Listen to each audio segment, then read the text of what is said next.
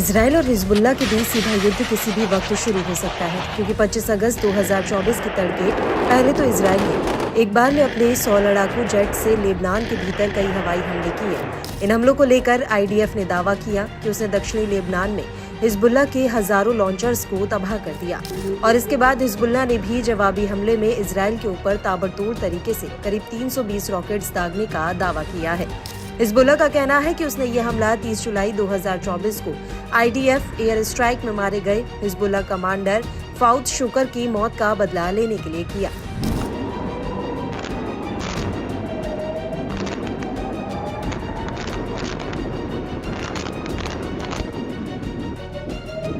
लेकिन अब हिजबुल्लाह को हमास का साथ मिल गया है। दरअसल हमास ने हिजबुल्लाह के हमले की प्रशंसा की है और कहा है कि यह हमला ताकतवर और केंद्रित जवाब था।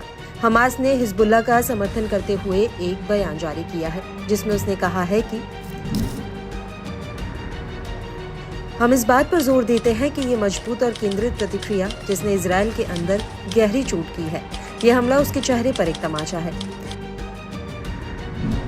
लेकिन मौजूदा हमलों की वजह से हिजबुल्लाह और इजराइल के बीच भयंकर युद्ध छिड़ने की संभावना मजबूत होती जा रही है, जिसकी वजह से अब मिडिल ईस्ट में धधक रहा ज्वालामुखी कभी भी फट सकता है।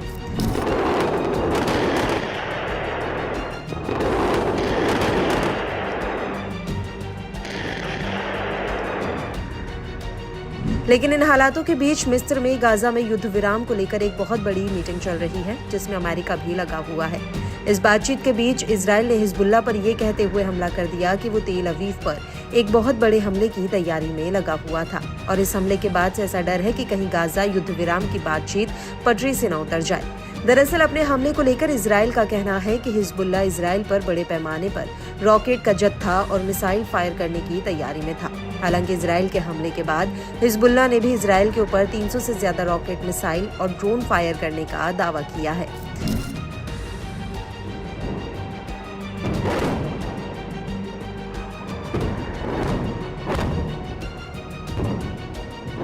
हालांकि भोर होते होते दोनों पक्षों ने यह दावा जरूर किया कि उनके हमले सिर्फ मिलिट्री चौकियों पर किए गए थे, लेकिन लेबनान में आईडीएफ के हमले से 3 लोगों की जान चली गई, जबकि इजराइल में किसी के हताहत होने की कोई खबर नहीं है।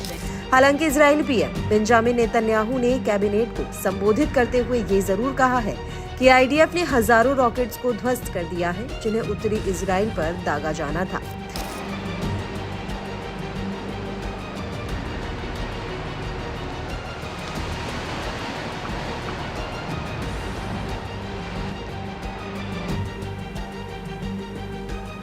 हालांकि हिजबुल्लाह प्रमुख हसन नसरुल्लाह ने अपने बयान में नेतन्याहू के इस दावे को भी झुठला दिया।